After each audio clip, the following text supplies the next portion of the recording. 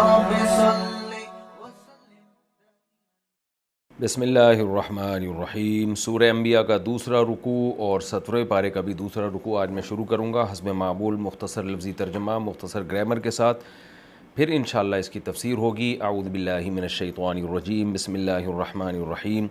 وَكَمْ قَصَمْنَا مِن قَرْيَةٍ، اور کتنی ہی بستیوں کو ہم نے ہلاک کر دیا۔ قسم کا معنی ہلاک کرنا۔ کانت ظالمتاً، جو ظالم تھیں۔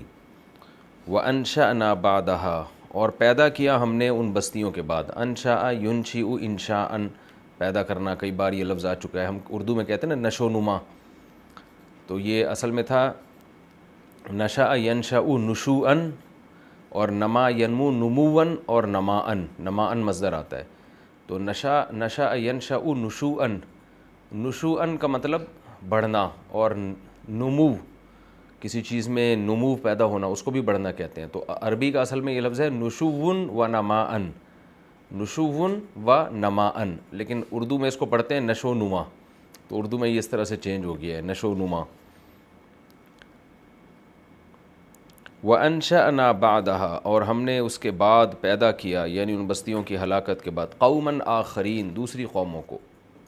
فَلَمَّا أَحَسُّوا بَأْسَنَا، پس جب محسوس کیا ان بستیوں نے، احس یحس احساساً، یہ وہی لفظ ہے جو اردو میں جس کو ہم احساس کہتے ہیں باب افعال سے، جب انہوں نے محسوس کیا بأسنا، ہماری پکڑ کو، یعنی ہمارا عذاب آتا ہوا انہوں نے دیکھا، اذا ہم منہا، تو اچانک وہ لوگ منہا، اس عذاب سے، یرکضون، بھاگنے لگے۔ رکض کہتے ہیں گھوڑے پہ بیٹھ کے جو ایڑ لگاتے ہیں نا، ایک پاؤں مارتے ہیں جس سے وہ گھوڑا دوڑتا ہے، تو اس سے آپ کہیں دور بھاگ جاتے ہیں، تو یہاں گھوڑے کی ایڑ لگانا مراد نہیں ہے، مراد بھاگنا ہے۔ تو اذا ہم منہا یرکضون، اچانک وہ وہاں سے بھاگنے لگے۔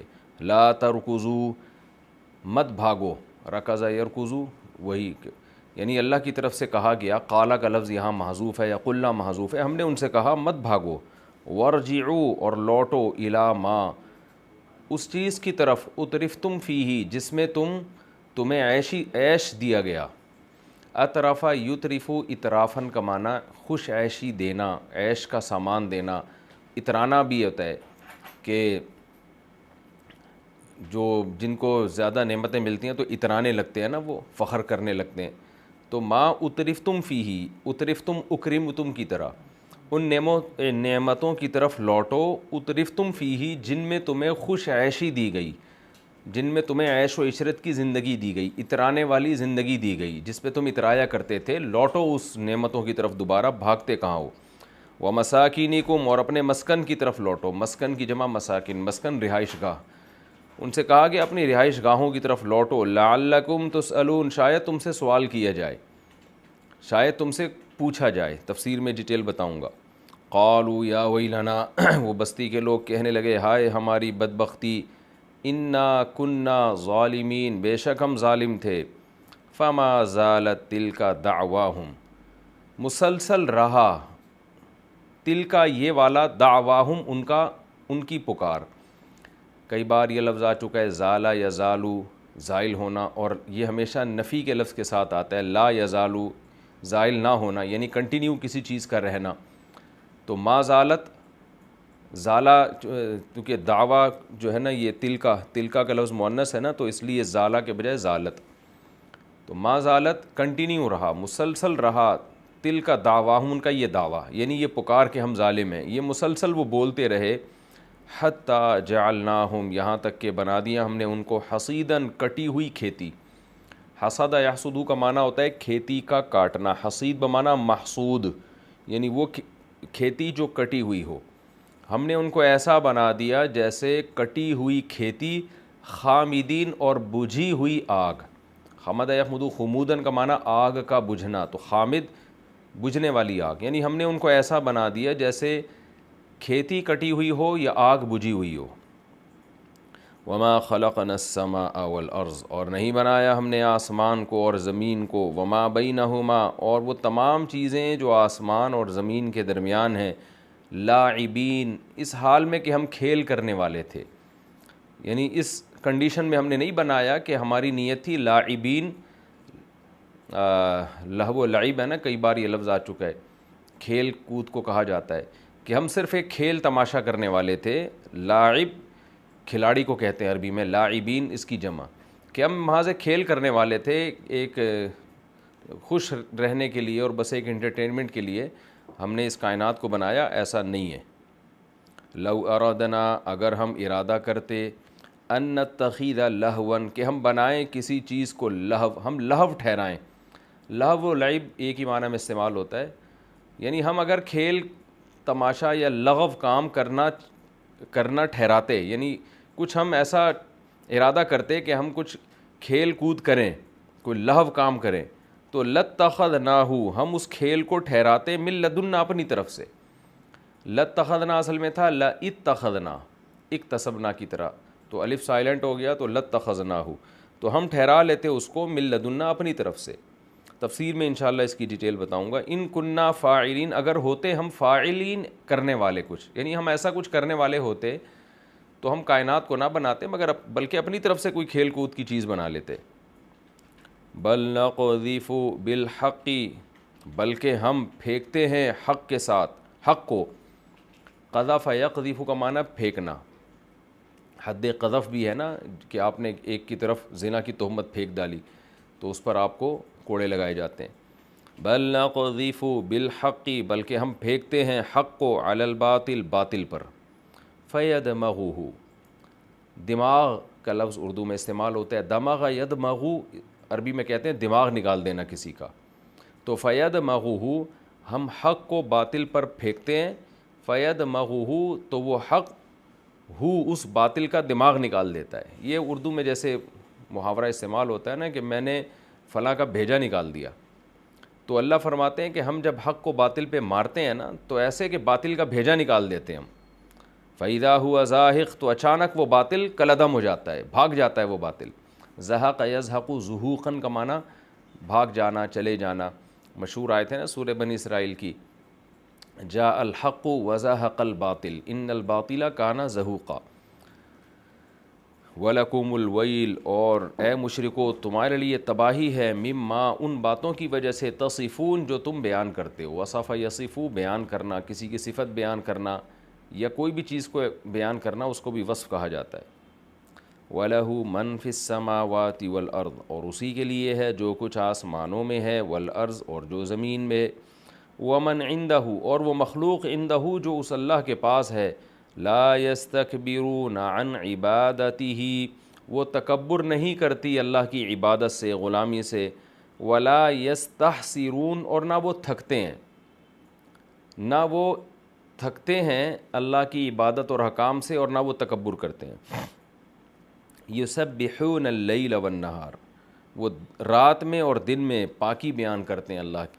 لا یفترون یعنی رکتے نہیں ہیں عبادت سے. یہاں بھی اصل میں فترہ کہتے ہیں وقفے کو. آپ نے قرآن میں لفظ سنا ہو، یہ آیت سنی ہے نا، علی فترۃ من الرسل.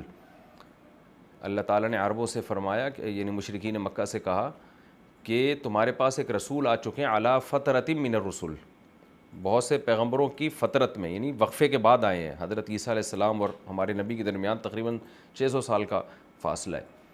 تو فترہ یفترو کا معنی تھکنا بھی آتا ہے، وہ تھکاوٹ جس کی وجہ سے آپ کام سے رک جائیں. تو لیکن اصل ترجمہ اس کا ہے رک جانا کسی کام سے. تو اب ترجمہ سمجھیں، لا یستکبرون عن عبادتہ ولا یستحسرون وہ اللہ کی عبادت سے تکبر بھی نہیں کرتے اور نہ تھکتے ہیں.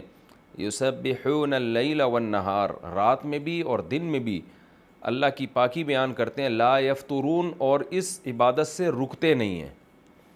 ام اتخذوا آلہۃ من الارض کیا انہوں نے ٹھہرا لیے ہیں معبود زمین سے. ہم ینشرون جو ان کو زندہ کریں گے. آلہہ الہ کی جمع ہے، من الارض زمین سے انہوں نے معبود بنا لیے ہیں. ہم ینشرون جو ان کو زندہ کریں گے. انشر ینشر انشارن کا معنی ہوتا ہے اصل میں پھیلانا، نشر و اشاعت ہے نا، تو یہاں پھیلانے سے مراد ہے زندہ کرنا. کیونکہ قیامت کے دن جب اللہ مردوں کو زندہ کریں گے تو ظاہر ہے زندہ یعنی وہ سب پھیل جائیں گے نا زمین پہ. تو یہ کام اللہ کا ہے کہ میدان حشر میں لوگوں کو زندہ کر کے پھیلانا. تو اللہ کہتے ہیں کیا یہ معبود بھی لوگوں کو پھیلا سکتے ہیں یعنی زندہ کر سکتے ہیں. لو کان فیہما اگر ہوتے ان دونوں میں یعنی آسمان میں اور زمین میں آلہۃ معبود الا اللہ سوائے اللہ کے لفسدتا تو یہ دونوں تباہ و برباد ہو جاتے. فسادت تباہ ہو گیا اور فسادتا دونوں یعنی زمین اور آسمان چونکہ مؤنث ہے نا اس لیے فسادا کے بجائے فسادتا کا لفظ آیا ہے لام تاکید کے لیے. فسبحان اللہ پس پاک ہے اللہ رب العرشی جو عرش کا رب ہے عما یصفون ان عیبوں سے پاک ہے جو یہ بیان کرتے ہیں. لا یسأل عما یفعل عما اصل میں عن ما نہیں پوچھا جائے گا اس سے عما ان کاموں کے بارے میں یفعل جو وہ کرتا ہے وہم اور یہ لوگ جو ہیں یسألون ان سے پوچھا جائے گا. ام اتخذوا من دونہ آلہہ کیا ٹھہرا لیا ہے انہوں نے اللہ کے سوا معبود. قل ہاتوا برہانکم آپ کہہ دیجئے لاؤ اپنی مضبوط دلیل یعنی اس بات پہ دلیل لے کر آؤ کہ یہ واقعی معبود ہیں. ھذا ذکر من معی یہ نصیحت ہے ان لوگوں کی معیت جو میرے ساتھ ہیں ان لوگوں کے لیے نصیحت ہے یعنی قرآن. وذکر من قبلی اور ان لوگوں کے لیے ان لوگوں کی نصیحت بھی جو مجھ سے پہلے گزر چکے ہیں یعنی یہ تمہارے سامنے ہے. مراد پچھلی آسمانی کتابیں اور قرآن کا حوالہ دینا یعنی یہ میرے پاس جو لوگ موجود ہیں ان کا نصیحت نامہ جس کو قرآن ہے اور یہ مجھ سے پہلے لوگوں کا نصیحت نامہ یعنی تورات اور انجیل وہ بھی تمہارے پاس موجود ہے. دونوں کا مضمون ایک ہی ہے کہ توحید ہے اس میں کہیں بھی نہیں ہے کہ اللہ کے سوا کوئی عبادت کے لائق ہے یعنی ھذا ذکر من معی. دوبارہ سمجھیں اس آیت کو. ام اتخذوا من دونہ آلہہ کیا انہوں نے اللہ کے سوا بہت سے معبود بنا لیے ہیں. اگر واقعی وہ معبود برحق ہیں ہاتوا برہانکم تو آپ ان سے کہہ دیجیے اپنی مضبوط دلیل لے کر آؤ. تم تو لا نہیں سکتے تو ھذا ذکر من معی میرے پاس جو ذکر ہے وہ یہ تمہارے سامنے. وذکر من قبلی اور مجھ سے پہلے لوگوں کا جو نصیحت نامہ ہے وہ بھی تمہارے سامنے تو وہ دیکھ لو تمہیں پتہ چل جائے گا حق کیا ہے باطل کیا ہے. بل اکثرهم لا يعلمون الحق لیکن ان میں سے اکثر لوگ حق کو نہیں جانتے. فهم معرضون پس وہ حق سے اعراض کر رہے ہیں. وما ارسلنا من قبلک من رسول اور نہیں بھیجا ہم نے آپ سے پہلے کوئی بھی رسول الا نوحی الیہ مگر ہم نے اس کی طرف وحی کی ہے انہ لا الہ الا انا کہ بے شک میرے سوا کوئی عبادت کے لائق نہیں. فاعبدون انہ میں ہو ضمیر شان ہے یعنی بات یہ ہے کہ میرے سوا کوئی عبادت کے لائق نہیں سوائے میں. فاعبدون اصل میں فاعبدونی تھا یا کو حذف کر دیا بس میری ہی عبادت کرو. وقالوا اتخذ الرحمن ولدا اور یہ کہتے ہیں کہ رحمان نے ولد ٹھہرا لیا ہے بیٹا ٹھہرا لیا ہے. سبحانہ وہ ہر عیب سے پاک ہے. بل عبادم بلکہ یہ اللہ کے بندے ہیں جن کو تم اللہ کی اولاد کہہ رہے ہو یہ اللہ کے بندے ہیں. مکرمون عزت والے جن کی کو عزت دی گئی ہے. اکرما یکرم اکرامن کا معنی عزت دینا. مکرم وہ ذات جس کو عزت دی جائے مکرمون اس کی جمع. لا یسبقونہ بالقول وہ سبقت نہیں کرتے اللہ سے قول میں یعنی ایسا نہیں ہو سکتا کہ اللہ سے پہلے خود بات کر لیں. وہم بامرہ اور یہ سب کے سب اللہ کے حکم پر یعملون عمل کرتے ہیں. یعلم ما بین ایدیہم اللہ جانتا ہے جو کچھ ان کے سامنے ہے یعنی جو کچھ ان کے ماضی میں گزر چکا. وما خلفہم اور جو ان کے بعد ہونے والا ہے سب جانتا ہے. ولا یشفعون اور یہ کسی کی شفاعت نہیں کر سکتے الا مگر اس شخص کے لیے شفاعت کر سکتے ہیں. لمن ارتضی من ارتضی تھا ارتضی کا معنی راضی ہونا اکتسبہ کی طرح ہے. الا لمن مگر اس شخص کے لیے کر سکتے ہیں ارتضی جس کے لیے اللہ راضی ہو. وہم من خشیتہ اور یہ اللہ کی خشیت سے مشفقون گھبراتے ہیں. یہاں خشیت سے مراد ہے اللہ کی ہیبت اللہ کا جلال یعنی یہ سب کے سب اللہ کی ہیبت اور اس کے جلال اور اس کے روب سے مشفقون گھبراتے ہیں. اشفقہ یشفق اشفاقاً کا معنی ڈرنا گھبرانا. ایک ہوتا ہے شفقت تو جس کا صفت آتی ہے شفیق شفقت کرنے والا اس کا مصدر آتا ہے شفقت. اور ایک عربی میں لفظ ہے شفقاً شفق شفیقہ یشفق شفقاً فا پہ زبر ہوتا ہے اس کا معنی ہوتا ہے گھبرانا. تو یہ اس سے ہے اشفقہ یشفق اشفاقاً کا معنی بھی گھبرانا. تو شفقت یہ شفقت کو کہتے ہیں محبت کو کہتے ہیں اور شفقاً یہ کہتے ہیں گھبرانے کو. وَهُم مِّن خَشْيَتِهِ مُشْفِقُونَ اور یہ اللہ کی ہیبت سے اس کی خشیت سے ڈرتے ہیں گھبراتے ہیں. وَمَن یقول اور ان میں سے جو بھی کہے گا منہم ان میں سے کیا کہے گا انی الہ کہ میں معبود ہوں من دونہ اللہ کے علاوہ فذالک تو یہ وہ شخص ہے کہ نجزیہ جہنم ہم دیں گے اس کو بدلے میں جہنم کذالک نجزی الظالمین اسی طرح ہم ظالموں کو بدلہ دیا کرتے ہیں. یہ جی سورہ انبیاء کا دوسرا رکوع اس کا مختصر لفظی ترجمہ ہو گیا. اب ہم اس کی تفسیر کی طرف چلتے ہیں. 17ویں پارے کا دوسرا رکوع اور انبیاء کا دوسرا رکوع. آپ کو معلوم ہے سورہ انبیاء کے پہلے رکوع میں اللہ تعالیٰ نے انسانوں کو غفلت کے اندھیروں سے غفلت کے پردوں سے نکلنے کا حکم دیا کہ لوگوں کے لیے حساب کا وقت قریب آتا جا رہا ہے لیکن وہ غفلت میں پڑے ہوئے ہیں معرضون اور اللہ کی نشانیوں سے اعراض کر رہے ہیں. اور اللہ نے فرمایا تھا جب بھی ان کے پاس کوئی نصیحت نامہ آتا ہے تو یہ اس کو سنتے ہی نہیں ہیں, اعراض کرتے ہیں, اس سے کھیل کود میں لگے رہتے ہیں. اور پھر پیغمبر پر معاذ اللہ الٹے اعتراضات کرتے ہیں. کبھی کہتے ہیں کہ یہ بشر ہیں, کبھی کہتے ہیں جادوگر ہیں, کبھی کہتے ہیں شاعر ہیں. تو اللہ نے ان سب باتوں کے جواب دیے کہ جتنے بھی پہلے پیغمبر آئے ہیں وہ انسان ہی ہیں, سب کے جسم تھے, کھانا پیا کھایا کرتے تھے. فاسألوا اہل الذکر ان کنتم لا تعلمون تمہیں اگر علم نہیں ہے تو اہل علم سے پوچھ لو, تم جو اہل کتاب ہے ان کے پاس علم ہے ان سے پوچھ لو. تو اب اسی رکوع میں اس اگلے رکوع میں جو آج ہم شروع کر رہے ہیں اس میں بھی اسی مضمون کی تکمیل ہے کہ میں نے بتایا نا بار بار کہ یہ چونکہ مکی صورتیں ہیں نا تو مکی صورتوں میں عقیدے کی اصلاح پر زیادہ زور دیا گیا ہے اور آخرت کا عقیدہ, توحید, رسالت اور حساب و کتاب کا خوف, ان چیزوں کو زیادہ ان پہ زور دیا گیا ہے. وَكَمْ قَصَمْنَا مِنْ قَرْيَةٍ اللہ فرماتے ہیں دیکھو کتنی بستیاں ایسی ہیں جو ظالم تھیں. ظالم سے مراد کیا ہے کہ خدا کی نافرمانی کرنے والی, شرک کرنے والی تھیں, ہم نے ان کو ہلاک کر دیا. وَأَنشَأْنَا بَعْدَهَا قَوْمًا آخَرِينَ اور ان کے بعد دوسری قوموں کو ہم نے پیدا کیا. تو جن بستیوں کو ہم نے ہلاک کیا نا وہ بھی اسی طرح غفلت میں پڑی ہوئی تھیں. وہ غفلت کیا تھی؟ فَلَمَّا أَحَسُّوا بَأْسَنَا کہ ان کو بھی پیغمبروں نے ڈرایا کہ حساب و کتاب آنے والا ہے, اللہ کا عذاب آ سکتا ہے. غفلت میں پڑے رہے, لیکن جب ہمارے عذاب کو انہوں نے محسوس کیا اِذَا هُم مِّنْهَا يَرْكُضُونَ تو وہ بھاگنے لگے اس سے اچانک. پھر انہوں نے یہ نہیں کہا کہ نہیں جی کوئی بات نہیں ہم عذاب برداشت کریں گے, نہ ڈر گئے. لا ترغزو اللہ کی طرف سے ان کو کہا گیا, یا تو یہ پیغمبر کے ذریعے ان کو کہا گیا, یہ ویسے ہی ایک کہتے ہیں نا کہ یعنی ایک تمثیل ہے, یہ مثال ہے سمجھانے کے لیے کہ بزبان حال ان سے کہا گیا لا ترکضوا اب کیوں بھاگتے ہو بھائی, وارجعوا الی ما اترفتم فیہ ان نعمتوں کی طرف جاؤ نا جن میں تمہیں عیش و عشرت دی گئی ہے, اور اپنے گھروں کی طرف لوٹو لعلکم تسألون تاکہ تم سے پوچھا جائے کہ تم کدھر بھاگ رہے ہو.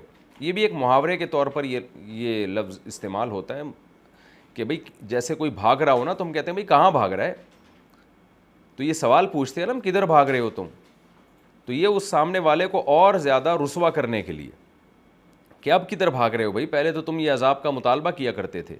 تو اللہ نے فرمایا تم واپس جاؤ, تم سے لوگ پوچھیں کہ تم کدھر بھاگ رہے ہو. تو اس سے مراد حقیقت نہیں ہے کہ تم جاؤ گے تو واقعی لوگ تم سے پوچھیں گے, یہ صرف ایک سمجھانے کے لیے کہ اب کیوں بھاگ رہے ہو تم, اب لوٹو اس عذاب کی طرف جس کا تم مطالبہ کیا کرتے تھے اور جس کا تم انتظار کیا کرتے تھے, تاکہ لوگ تم سے پوچھیں کہ اب تم کدھر کس طرف بھاگ رہے ہو, تمہاری بھاگنے کی وجہ کیا ہے. یہ ان کو اور زیادہ رسوا کرنے کے لیے اللہ نے بزبان حال ان سے یہ کہا یا پیغمبر کے ذریعے ان سے یہ کہا. یہ یاد رکھیں ہر بستی میں ایسا نہیں ہوا کہ وہ بھاگنے کی کوشش کی ہو. بعض بستیاں تو ایسی تھیں کہ انہوں نے عذاب دیکھ کے بھی نہیں بھاگے, جیسے قوم عاد کے بارے میں آتا ہے فلما رأوه عارضا مستقبل اودیتهم قالوا هذا عارض ممطرنا, جب عذاب دیکھا نا تو انہوں نے کہا یہ تو بارش ہے جو ہم پہ برسے گی. نوح علیہ السلام کی قوم میں جب نوح علیہ السلام کا بیٹا تو عذاب دیکھ کے بھی نہیں ڈرا تھا. کچھ قومیں ایسی تھیں جنہوں نے عذاب دیکھ کے بھاگنے کی کوشش کی اور کچھ قوموں نے عذاب دیکھ کے بھی بھاگنے کی کوشش نہیں کی. قالوا یا ویلنا وہ کہنے لگے ہائے ہماری بدبختی, انا کنا ظالمین واقعی ہم تو بڑے ظالم تھے. فما زالت تلک دعواہم اللہ کہتے ہیں ان کی یہ پکار مسلسل چلتی رہی, مسلسل وہ کہتے رہے ہائے ہم ظالم تھے, ہم نے توبہ کر لی, اللہ تو ہمیں معاف کر دے. یہ الفاظ ان کے کنٹینیو چلتے رہے, لیکن اللہ فرماتے ہیں ہمیں ان قوموں پہ ترس نہیں آیا. حتی جعلناہم حصیداً ہم نے ان کو کٹی ہوئی کھیتی کی طرح بنا دیا. دو تشبیہات دی ہیں, ایک بجھی ہوئی آگ خامدین اور ایک کٹی ہوئی کھیتی. یہ بڑی زبردست تشبیہ ہے کہ کھیتی کٹنے سے پہلے بڑی لہلہا رہی ہوتی ہے, بڑی خوبصورت ایک گلشن ہوتا ہے, باغ ہوتا ہے, کٹنے کے بعد اجڑ جاتی ہے. اسی طرح آگ جلنے سے پہلے بڑے شعلے مار رہی ہوتی ہے, بڑا تکبر ہوتا ہے اس کے اندر, اور قریب بھی نہیں آنے دیتی کسی کو. ایسا لگتا ہے یہ کبھی اس کا روب اور اس کا جلال کبھی ختم ہی نہیں ہوگا, لیکن آپ ذرا سا پانی ڈالیں ایسے غائب جیسے کبھی تھی نہیں. تو اللہ نے دو تشبیہات دی ہیں کہ ایسے طاقتور لوگ تھے اور ایسی ترقی یافتہ قومیں تھیں کہ لگتا ہی نہیں تھا ان کو کوئی ختم کر سکتا ہے, لیکن ہم نے ایسے ختم کیا جیسے کھیتی راتوں رات غائب ہو جاتی ہے اور بھڑکتی ہوئی آگ اچانک صفائے ہستی سے مٹ جاتی ہے. تو ایسے ہم نے ان قوموں کو تباہ و برباد کیا, اور ان کی چیخ و پکار اور رونے دھونے پہ ہمیں ترس نہیں آیا. وما خلقنا السماء والارض وما بینہما لاعبین. سوال پیدا ہوتا ہے, اللہ تو بستیوں کے ساتھ معاذ اللہ ایسے ظلم کیوں کرتا ہے جو دیکھنے میں ظلم لگے, ایسی ایسی بستیوں کو تو ہلاک کیوں کر دیتا ہے؟ تو اللہ کہتے ہیں تو تمہارے سوچنے کی بات ہے. اگر تم ہماری فرما برداری نہیں کرتے, ہماری اطاعت نہیں کرتے, تو اس کا مطلب ہے ہم نے زمین اور آسمان کو بیکار پیدا کیا ہے, صرف انجوائے کرنے کے لیے پیدا کیا ہے. تو تمہاری عقل پہ پردے پڑ گئے ہیں, تم سوچتے نہیں ہو کہ یہ ساری کائنات ہمارے لیے کیوں مسخر ہے. تو کوئی تمہارے بھی پیدائش کا تو کوئی مقصد ہوگا نا. یعنی جو باطل لوگ ہیں, نافرمان لوگ ہیں, وہ کیا سمجھتے ہیں کہ ہم کیوں پیدا ہوئے؟ وہ کہتے ہیں ہم انجوائے کرنے کے لیے پیدا ہوئے, یہ کائنات کیوں پیدا ہوئی؟ بس یہ ہماری خدمت کے لیے پیدا ہوئی ہے. تو اللہ کہتے ہیں یہ بس انٹرٹینمنٹ کے لیے میں نے اس کائنات کو بنایا, جو مرضی کرتے رہو. یعنی پیغمبر بھی آ کے تمہیں سمجھا رہے ہیں کہ خدا کی نافرمانی چھوڑو, شرک چھوڑو, ایک خدا کی غلامی کی طرف آؤ, اور تم کان دھرنے کے لیے تیار نہیں ہوتے. اگر کان دھرتے بھی ہو تو سیریس نہیں لیتے اس کو. پھر جب میں بستیوں کو الٹتا ہوں, ہلاک کرتا ہوں, تو تمہیں اشکال ہو رہا ہے کہ خدا کیسا ظالم ہے.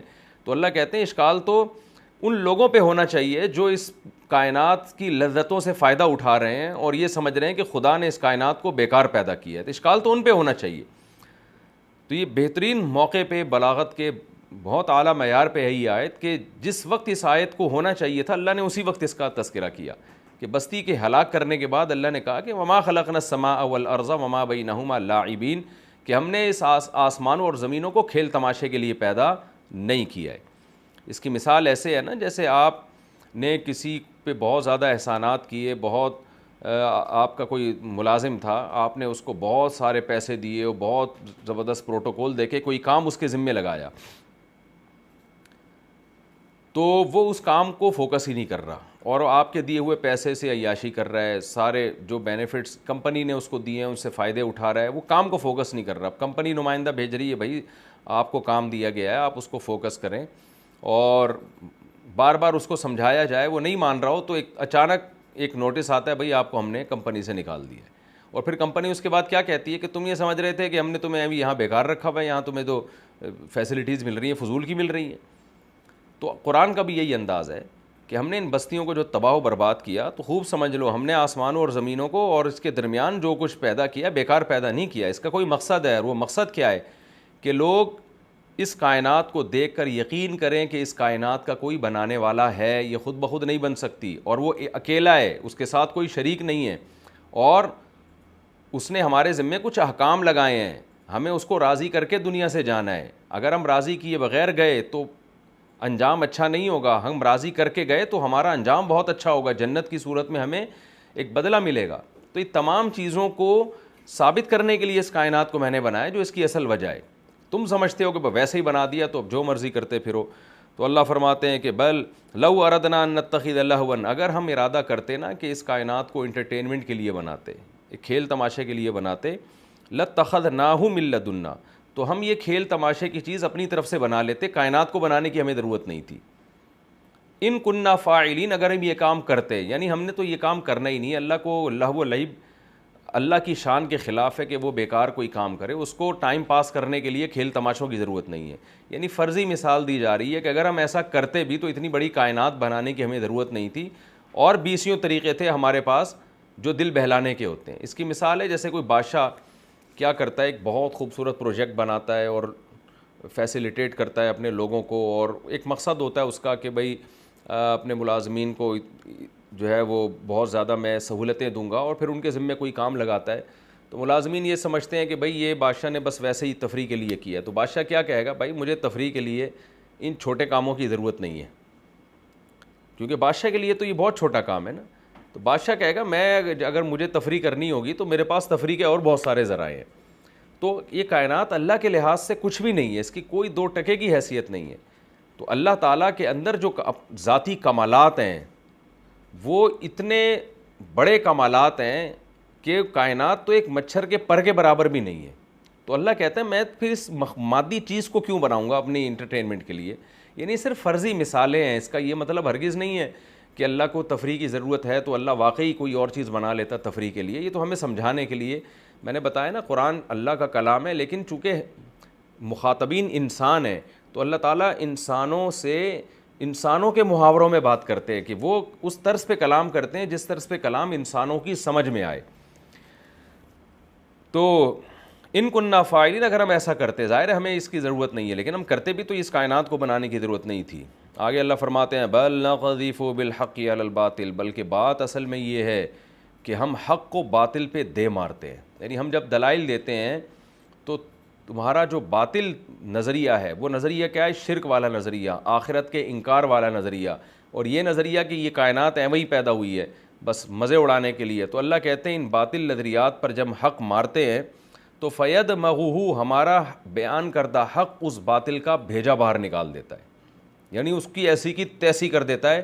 یعنی قرآن کے دلائل کے سامنے کوئی دلیل ٹکتی نہیں ہے. قرآن جس انداز سے بیان دیتا ہے فَإِذَا هُوَ زَاهِقٌ, اچانک وہ باطل غائب ہو جاتا ہے. وہ الگ بات ہے کہ اس باطل کے دفع ہو جانے کے بعد بھی کوئی اسی باطل کو پکڑے رکھے تو وہ پھر اس کی ہٹ دھرمی اور اس کی ضد ہے. لیکن قرآن اس باطل کو دلائل کی دنیا میں پنپنے نہیں دیتا. دلائل کی دنیا میں قرآن کا پلڑا بہت زیادہ غالب ہوتا ہے. تو کتنی زبردست دلیل دی ہے قرآن نے کہ تم یہ کہتے ہو کہ ہم نافرمانوں کو تباہ بھی نہ کریں, ان کو عذاب بھی نہ دیں, ان سے کوئی حساب و کتاب بھی نہ ہو, تو دنیا دنگا مستی ہو, 100 انسانوں کے قاتل بھی اس دنیا میں آئے ہیں اور ماں باپ کو قتل کرنے والے بھی اس دنیا میں موجود ہیں, ظلم کرنے والے بھی اس دنیا میں موجود ہیں, خدا کو چھوڑ کر بتوں کی عبادت ہو رہی ہے, اپنے ہاتھ سے بت بناتے ہو, انہی کے سامنے جھکتے بھی ہو.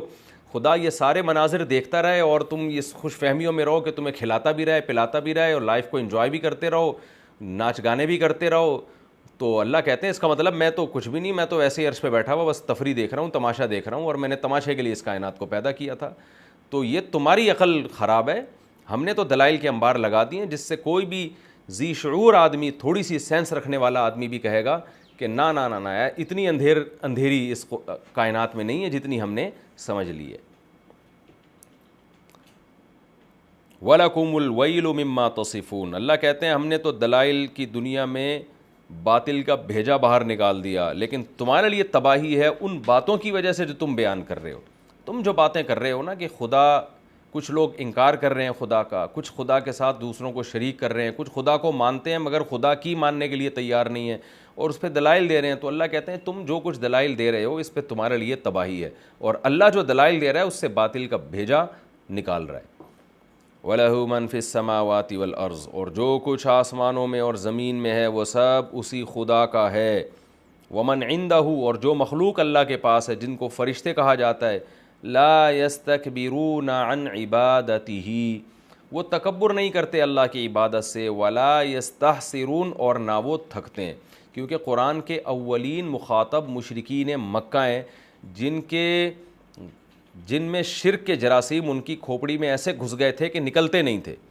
تو مختلف طریقوں سے وہ شرک کرتے تھے. انہیں ایک بہت بڑا شرک یہ تھا کہ وہ فرشتوں کو اللہ کی معاذ اللہ بیٹیاں کہا کرتے تھے. تو قرآن نے کہا کہ یہ نظریہ بھی تمہارا غلط ہے. جو مخلوق اللہ کے پاس ہے جن کو فرشتے کہا جاتا ہے وہ اللہ کی اولاد نہیں بلکہ اللہ کے غلام ہیں وہ, اور ایسے غلام ہیں کہ وہ اللہ کی عبادت سے تکبر نہیں کرتے, ولا یستحسرون, تھکتے نہیں ہیں, یسبحون اللیل والنہار, دن اور رات میں اللہ کی پاکی بیان کرتے ہیں, لا یفترون, اور اس میں وقفہ نہیں کرتے, کیونکہ فرشتوں میں جسمانی تھکاوٹ نہیں ہے. تو جو فرشتہ جس عبادت میں اللہ نے ہزاروں سال پہلے لگا دیا اب تک اسی میں لگا ہوا ہے. تو اللہ کہتے ہیں میرے پاس تو ایسی عظیم اور مقرب مخلوق ہے, اور تم نے کیا کیا ہے, ام اتخذوا آلہۃ من الارض, کیا تم نے زمین سے خدا تراش لیے ہیں. اصل خدا تو آسمانوں میں ہے جو ایک خدا ہے, تو کیا تم نے زمین میں بہت سارے خداؤں کو ٹھہرا لیا ہے. یعنی یہ بھی ان معبودوں کی توہین ہے. اس کو قرآن بیان کر رہا ہے کہ بنایا بھی تم نے کس کو ہے؟ یہی جو زمین جس کو تم رونتے ہو، اسی کی مٹی کو لے کر، اسی کے گارے کو لے کر، یہیں سے تانبا پیتل نکل رہا ہے، اسی کو لے کے تم نے بت بنا لیے ہیں. تو زمین سے تم نے خدا تراش لیے ہیں. یہ کیسے ممکن ہے کہ خدا اس زمین سے نکلتا ہو؟ یہ کیسے پاسبل ہے؟ ام اتخذوا آلہۃ من الارض، کیا انہوں نے زمین سے خداؤں کو تراش لیا ہے، ہم ینشرون، جو ان کو زندہ بھی کریں گے قیامت کے دن. یعنی ظاہر ہے ایسا ممکن نہیں ہے. یعنی قرآن یہ بیان کر رہا ہے کہ ان جھوٹے معبودوں میں معبود والی کوئی بھی صفت نہیں ہے، کیونکہ معبود تو وہ ہے جو دوبارہ زندہ، جیسے پہلی دفعہ پیدا کیا دوبارہ پیدا کرنے پر بھی قادر ہو. دوسری بات یہ کہ جو معبود ہے اس کا جو میٹیریل ہے وہ تو ٹھیک ہونا. تمہارا جو معبود ہے، دیکھیں خدا مادے سے پاک ہے، مطلب یہ نہیں کہ اللہ کا جس چیز سے بنا ہے وہ کوئی بہت اعلیٰ چیز ہے، اس کی تو کیفیت میں پڑھنا ہی حرام ہے. لیکن وہی میں نے بتایا نا کہ قرآن ہم سے ہمارے لیول پہ آ کے بات کرتا ہے. تو اللہ کہتے تم نے زمین سے خداؤں کو تراش لیا ہے، تو ان کا تو میٹیریل کیا ہے؟ مٹی ہے، کسی کا جو ہے وہ پیتل ہوگا، کسی کا سونا ہوگا. نہ ظاہری لحاظ سے ان میں معبود والی کوئی صفت ہے، اور نہ ان کے اندر کوئی معبود والی صفت ہے کہ یہ پیدا کرنے پر، حیات دینے پر قادر ہوں. آگے اللہ فرماتے ہیں لو کان فیہما آلہۃ الا اللہ، تم نے تو زمین سے تراش لیے. فرض کرو آسمان میں بھی کسی کو تم نے خدا مانا ہوتا نا، تو اگر زمین اور آسمان میں اللہ کے سوا معبود ہوتے لفسدتا، تو یہ دونوں یعنی زمین اور آسمان تباہ و برباد ہو جاتے. کیوں؟ معبود اس کو کہتے ہیں جس کے اندر دو چیزیں ہوں، ایک اس کا علم کامل اور ایک اس کی طاقت اور قدرت کامل ہو. دو صفات جب تک کسی میں نہیں ہوں گی وہ اس قابل ہی نہیں ہے کہ اس کی عبادت کی جائے. تو ان دو صفات والے اگر دو خدا بھی ہوتے یا دو سے زیادہ ہوتے تو سب سے پہلے اس زمین اور آسمان کے نظام نے تباہ و برباد ہونا تھا، کیونکہ ایک خدا کی چاہت کچھ اور ہوتی، دوسرے کی کچھ اور ہوتی. ایسا ہو ہی نہیں سکتا کہ دونوں یا 10 20 30 خدا سارے ایٹ اے ٹائم ایک چیز پہ راضی ہوتے کہ سب کی یہ فیصلہ ہے کہ بھئی یہی ہوگا. تو ایسا ہوتا نہیں ہے دنیا میں، ایسا نہیں ہوتا کہ دو حکمران ہوں اور ملک صحیح چل پڑے، یہ ہو نہیں سکتا. تو اللہ کہتے ہیں کہ ایک سے زیادہ اس کائنات میں اگر معبود ہوتے تو وہ سب لڑتے آپس میں اور سارا نظام کائنات تباہ و برباد ہو جاتا. ایک کہتا ہے یہ ہونا چاہیے، دوسرا کہتا ہے نہیں یہ ہونا چاہیے، تیسرا کہتا ہے نہیں یہ ہونا چاہیے، پھر آپس میں ان کی لڑائیاں ہوتی. جیسے ہم کہتے ہیں نا ملک میں سیاستدان آپس میں لڑ رہے ہیں اور ملک کا بیڑا غرق ہو رہا ہے. تو سیاستدانوں کی لڑائیاں اس نوعیت کی نہیں ہیں. اگر اس کائنات میں اللہ کے سوا کوئی معبود ہوتا تو پھر ان کی لڑائیاں بھی بہت بڑے پیمانے پر ہوتی ہیں اور یہ نظام کائنات تباہ و برباد ہو جاتا. تو ظاہر ہے تباہ و برباد نہیں ہوا، تو یہ اس کی علامت ہے کہ خدا بھی ایک سے زیادہ نہیں ہے، معبود بھی ایک سے زیادہ نہیں ہے. فسبحان اللہ، پس یہ ثابت ہو گیا کہ اللہ ہر عیب سے پاک ہے، شرک کے عیب سے بھی پاک ہے. وہ رب العرش، وہ عرش کا رب ہے، یعنی جو حکومت کا تخت ہے اس پر بھی تنے تنہا وہی بیٹھا ہوا ہے اللہ. اما یصفون، اور وہ پاک ہے ان باتوں سے، یصفون جو یہ لوگ بیان کرتے ہیں، یعنی شرک کی باتوں سے وہ پاک ہے. اور ایسا طاقتور ہے کہ دوسرا معبود ہوتا تو لڑائی ہوتی نا، لیکن اللہ کہتے ہیں دوسرا کوئی معبود نہیں، بلکہ وہ تنے تنہا اتنا پاورفل معبود ہے کہ لا یسأل عما یفعل، وہ جو کچھ کرے اس سے کوئی پوچھنے والا نہیں ہے. اگر اس کائنات میں ایک اور خدا ہوتا تو ایک خدا کچھ کر رہا ہوتا دوسرا پوچھتا نا کہ آپ یہ کیوں کر رہے ہیں، تو پھر اختلاف ہوتا، پھر لڑائی ہوتی. تو اللہ نے کہا لا یسأل عما یفعل، جو کچھ بھی وہ کرے اس سے کوئی پوچھنے والا نہیں ہے. وَهُمْ يُسْأَلُونَ، اور اللہ کے علاوہ جتنی مخلوق ہے کچھ بھی کرے اس سے پوچھا جائے گا، یعنی اس سے پوچھنے والا میں موجود ہوں. ام اتخذوا من دونہ آلہہ، اللہ کہتے ہیں بتاؤ اس کے بعد بھی کیا انہوں نے اللہ کو چھوڑ کر معبود تراش رکھے ہیں. قل ہاتوا برہانکم، اے نبی ان سے کہہ دیجئے لاؤ اپنی مضبوط دلیل. یعنی ہم نے تو خدا کے ایک ہونے پر مضبوط دلیل پیش کر دی ہے، تم 20 خداؤں کے خدا ہونے پر، جھوٹے خداؤں کے خدا ہونے پر کوئی ایک تو مضبوط دلیل پیش کرو. ظاہر ہے تم پیش نہیں کر سکتے، تو عقلی دلیل تو کوئی نہیں ہے تمہارے پاس، تو نقلی دلیل لے آؤ. نقلی دلیل کا مطلب یہ ہوتا ہے کہ پیچھے سے کوئی پیغمبروں کی خبر نقل ہوتی چلی آ رہی ہو، پیغمبروں نے کہا ہو کہ جی خدا کے علاوہ بھی معبود ہیں. کیونکہ دلیل خبر کو بھی کہتے ہیں نا، کہ آپ نے کوئی مستند ذریعے سے خبر سنی ہو، کسی سچے سے کوئی خبر سنی ہو. تو اللہ کہتے ہیں عقل سے تو ثابت کر دیا ہم نے کہ اس کائنات میں ایک سے زیادہ خدا ہوتا تو کائنات تباہ ہو جاتی. اب آسمانی کتابوں کے ریفرنس لے کر آ جاؤ، ھذا ذکر من معیہ، تو یہ میرے پاس جو ذکر ہے، میرے پاس جو لوگ ہیں ان کا ذکر یعنی یہ قرآن، اور ذکر من قبلی، اور جو مجھ سے پہلے گزر چکے ہیں ان کا نصیحت نامے تورات اور انجیل بھی موجود ہے. ان میں کہیں دکھا دو کہ اللہ کے علاوہ بھی کوئی معبود ہے. تو اللہ کہتے ہیں نہیں یہ لا سکتے. بل اکثرهم لا يعلمون الحق، ان میں سے اکثر لوگ حق کو جانتے نہیں ہیں. فہم معرضون، پس وہ لوگ اعراض کر رہے ہیں. یہاں جاننے سے مراد یہ ہے کہ جہالت میں، ہٹ دھرمی میں حق کو جاننے کی کوشش ہی نہیں کرتے ہیں، اس وجہ سے جاہل ہیں. یہ وہ کم علمی نہیں ہے جس کی وجہ سے انسان معذور ہوتا ہے، بلکہ ہٹ دھرمی والی کم علمی ہے کہ جاننا چاہتے ہی نہیں ہے. وما ارسلنا من قبلک من رسول الا نوحی الیہ انہ لا الہ الا انا فاعبدون. تو اللہ کہتے ہیں پچھلی آسمانی کتابیں دیکھو، اس میں بھی توحید ہی کا مضمون ہے. اسی بات کو اللہ نے اپنے کلام میں بیان کیا کہ ہم نے آپ سے پہلے کوئی بھی رسول ایسا نہیں ہے جو بھیجا ہو الا نوحی الیہ، مگر ہم نے ان کو وحی کی انہ لا الہ الا انا، کہ بے شک لا الہ الا انا، کہ میرے سوا کوئی عبادت کے لائق نہیں ہے. فاعبدون، پس میری ہی عبادت کرو.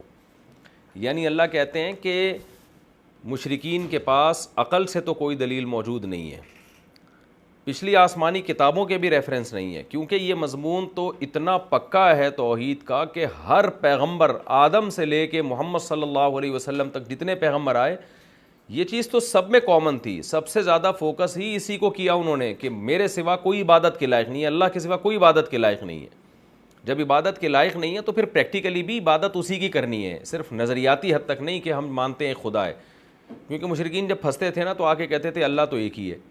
پھر آج بھی مشرک جو ہیں وہ کیا کہتے ہیں؟ بھگوان ایک ہے. جیسے ہندو بھی کہتے ہیں بھگوان ایک ہے جو آسمانوں پہ ہے، اصل تو وہی ہے. تو جب اصل وہی ہے تو پھر ان کے سامنے کیوں جھک رہے ہو بھائی تم؟ پھر وہ تعویلات شروع کر دیتے ہیں کہ جی یوں ہے تو فلانا ہے. عیسائیوں سے جب پوچھو تو کہتے ہیں خدا ایک ہی ہے. پھر جب خدا ایک ہے تو عیسیٰ ابن مریم سے مدد کیوں مانگتے ہو؟ آج مسلمانوں میں جو شرک پھیل چکا ہے ان مشرکین سے پوچھو تو وہ بھی کہیں گے خدا ایک ہے. جب خدا ایک ہے تو پھر یا رسول اللہ مدد کیوں کہہ رہے ہو؟ اس لیے اللہ نے کہا کہ میں نے تمام پیغمبروں کو دو باتوں کی وحی کی ہے. نمبر ایک یہ بھی بتائیں کہ میں معبود ہوں. نمبر دو عملی طور پر بھی صرف مجھی کو پکارنا ہے، عبادت صرف میری ہوگی.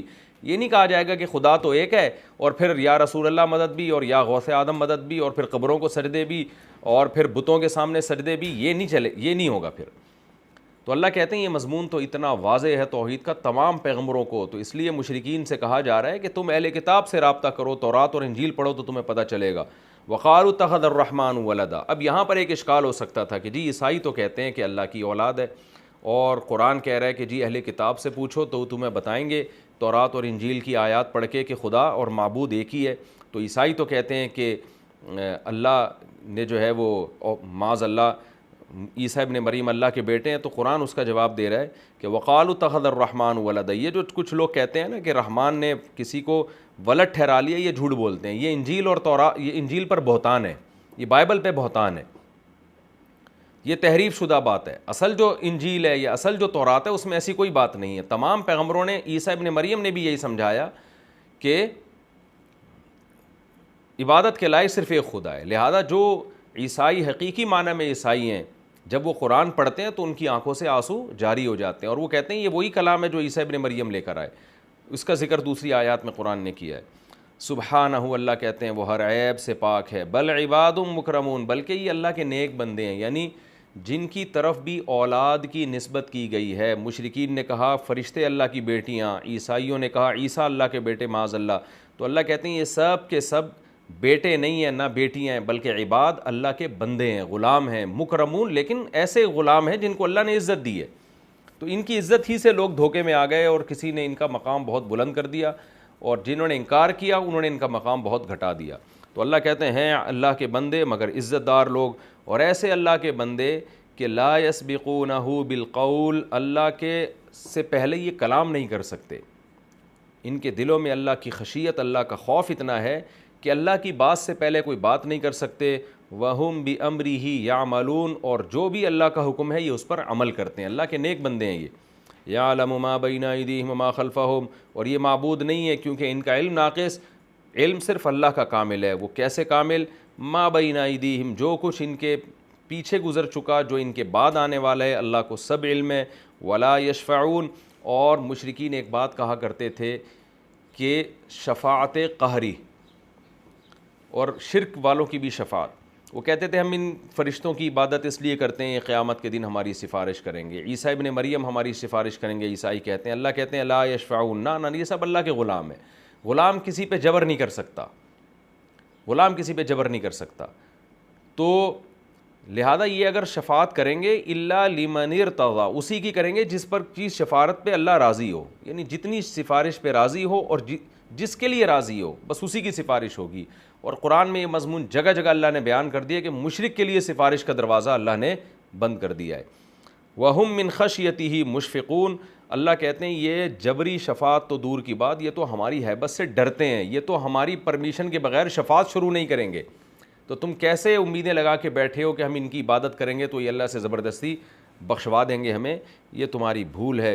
وَمَن يَقُلْ مِنْهُمْ إِنِّي إِلَٰهٌ مِّن دُونِهِ، اور اللہ فرماتے ہیں جن کو تم اللہ کے سوا معبود ٹھہراتے ہو، بزرگ ہونے کی وجہ سے، پیغمبر ہونے کی وجہ سے، اللہ کا مقرب ہونے کی وجہ سے، خود ان کی اپنی حالت یہ ہے جیسے فرشتوں کو تم کی عبادت کرتے ہو، عیسیٰ ابن مریم کی عبادت کرتے ہو، اور آج کے جو مشرکین ہیں وہ رسول اللہ صلی اللہ علیہ وسلم سے مدد مانگتے ہیں، تو یہ سب عبادت میں شامل ہے. تو اللہ کہتے ہیں جن کو تم نے معبود بنا لیا ہے عملی طور پر، ان کی خود کی حالت یہ ہے کہ ان میں سے اگر کسی نے خود اپنے آپ کو معبود ہونے کا دعویٰ کیا ہوتا نا تو ہم اس کو جہنم کی آگ میں ڈال دیتے. یہ تو سب نیک بندے تھے، یہ سب اللہ کی طرف تمہیں بلاتے رہے ہیں، یہ اپنی عبادت کی طرف تمہیں نہیں بلاتے رہے ہیں، یہ نہیں کہتے رہے ہمیں پکارو دعاؤں میں، یہ تو خود یہ کہتے رہے کہ اللہ کو پکارو. اگر ان میں سے کسی نے یہ کہا ہوتا کہ مدد کے لیے ہمیں پکارو، ہمارے سامنے سجدے کرو، ہماری عبادت کرو، تو ہم ان کو بھی جہنم میں ڈال دیتے. ظاہر ایسا ہے نہیں کہ یہ تو نیک لوگ ہیں، ایسا کرتے نہیں. تو قرآن ہمیں سمجھانے کے لیے بتا رہا ہے کہ میں نے جس کو نمائندہ بنا کے دنیا میں بھیجا تاکہ لوگوں کو مجھ سے ملائے، وہ اگر لوگوں کو اپنی ہی طرف بلانا شروع کر دے تو میں ان کو جہنم میں ڈال دیتا. یعنی یہ مضمون اتنا واضح ہے. یہ بالکل ایسے ہے جیسے کسی ملک کا کوئی سفیر آیا ہو اور بجائے ملک کا پیغام لے کے ملک کی بات پہنچانے کے اپنی طرف لوگوں کو اپنا ایک نئی ریاست بنانا شروع کر دے. تو آپ سوچیں کہ وہ سفیر کے ساتھ کیا سزا دی جائے گی اس کو. تو اللہ نے کہا یہ فرشتے بھی ہمارے سفیر ہیں اور پیغمبر بھی ہمارے سفیر ہیں. ان کا کام یہ تھا کہ یہ انسانوں کی اور مخلوق کی عبادت سے نکال کے خدا کی عبادت کی طرف لے کر آئیں. تو اگر یہ لوگ اس پیغام میں سستی کرتے یا اس پیغام کو چینج کر کے لوگوں کو اپنی عبادت کی طرف لے کر آتے، لوگوں سے کہتے یا رسول اللہ مدد کہا کرو، یا عیسیٰ ابن مریم مدد کہا کرو، اور فلاں فرشتوں سے دعائیں مانگا کرو، تو اللہ کہتے ہیں فذالک، تو یہ ایسا شخص ہوتا کہ نجزیہ جہنم، ہم اس کو جہنم میں ڈال دیتے. یہ ہمارا سفیر نہیں ہو سکتا تھا پھر. تو ظاہر ہے پیغمبر ان چیزوں سے پاک ہیں، وہ یہ کام نہیں کرتے. یہ ہمیں سمجھانے کے لیے اللہ نے بتایا. فرمایا وَمَن يَقُلْ مِنْهُمْ، ان میں سے جو بھی یہ کہے گا انی الہ من دونہ، کہ اللہ کو چھوڑ کے مجھے معبود بنا لو، فذالک نجزیہ جہنم، تو یہ وہ شخص ہوگا کہ ہم اس کو بدلے میں دیتے جہنم. کذالک نجزی الظالمین، ہم اسی طرح ظالموں کو برا بدلہ دیا کرتے ہیں. یہاں مشرک ایک ڈنڈی مارتے ہیں، وہ کہتے ہیں کہ یہ وعید اس کے لیے جو اللہ کے سے ہٹا کے اپنی عبادت پہ لگا رہا ہو. ہم تو یا رسول اللہ مدد بھی کہتے ہیں اور یا اللہ مدد بھی کہتے ہیں، اللہ کو چھوڑتے تھوڑی ہم. تو خوب سمجھ لیں، شرک کرنے والے کو اللہ یہ مانتا ہی نہیں کہ وہ اللہ کا ہے. یعنی جو اللہ کی عبادت بھی کر رہا ہے اور جو رسول کی عبادت بھی کر رہا ہے، تو اللہ کی نظر میں وہ اللہ کی عبادت سے ہٹ گیا ہے، کیونکہ شرک کے ساتھ کوئی عبادت قبول ہی نہیں ہے. وَمَا يُؤْمِنُ أَكْثَرُهُمْ بِاللَّهِ إِلَّا وَهُمْ مُشْرِكُونَ، ہے نا سورہ یوسف میں. اللہ کہتے ہیں ان میں سے جو اکثر لوگ ایمان لے کر آتے ہیں تو یہ ایمان ایسا ہوتا ہے شرک کے ساتھ ہوتا ہے. تو یہ شرک والا ایمان اللہ کو پسند قبول ہی نہیں ہے. تو جب اللہ کو قبول ہی نہیں ہے اس کا مطلب وہ اللہ کا ہے ہی نہیں. تو خوب سمجھ لیں اس آیت میں آج کے مشرک تحریف کر سکتے ہیں اور کرتے ہیں وہ یہی کہ یہ تو قرآن تو یہ کہہ رہے ہے کہ جن میں سے جو اللہ سے ہٹا کے اپنی طرف لے کر آئے گا. تو ہم تو اللہ سے ہٹ تھوڑی رہے ہیں، ہم تو یا اللہ مدد بھی کہتے ہیں، یا رسول اللہ مدد بھی کہتے ہیں، یا علی مدد بھی کہتے ہیں، یا اللہ مدد بھی کہتے ہیں. تو یہ تحریف ہے، کیونکہ اللہ کی نظر میں شرک کرنے والا ایسا ہے کہ وہ اللہ کی عبادت سے ہٹ گیا ہے. تو یہ ہمارا رکوع الحمدللہ مکمل ہو گیا. اس رکوع میں بھی اللہ نے توحید کو بیان کیا ہے اور عقلی دلیل بھی دی ہے توحید کی کہ خدا ایک ہے، اور نقلی دلیل، نقل سے مراد کہ پچھلی آسمانی کتابوں کے کیا مضمون بھی اللہ نے بیان کیا، اور یہ بھی بتایا کہ جن لوگوں کو تم اللہ کے سوا معبود بناتے ہو وہ خود اپنے معبود بننے پر خوش نہیں ہیں، خود اپنے معبود بننے پر خوش نہیں ہے. لیکن آپ کو پتہ ہے کہ مشرک کی عقل کام نہیں کرتی. ابھی ایک مفتی صاحب تھے، وہی تھوڑا سا دوسرے مسلک کے، وہ ان سے کسی نے توحید کے بارے میں سوال پوچھا تو انہوں نے گول مول کر دیا. انہوں نے کہا کہ نبی صلی اللہ علیہ وسلم مشکل کشا نہیں ہیں، اور ہیں بھی کچھ ایسی مبہم سی بات کی. تو ان کے جو فینس تھے, انہوں نے اتنا برا بلا کہا کہ آپ نے پیغمبر کی توہین کی ہے. وجہ کیا ہے کہ وہ محترم اب توحید بھی بیان نہیں کر سکتے, کریں گے تو شرک اتنا پھیلا دیا کہ قوم پکڑ کے مارے گی, اور یہ بھی ڈر لگ رہا ہے کہ میں قرآن کی آیت کی تحریف کیسے کروں, میں سیدھی یہ کیسے کہہ دوں کہ نبی مشکل کشا نہیں ہے, عالم الغیب نہیں ہے.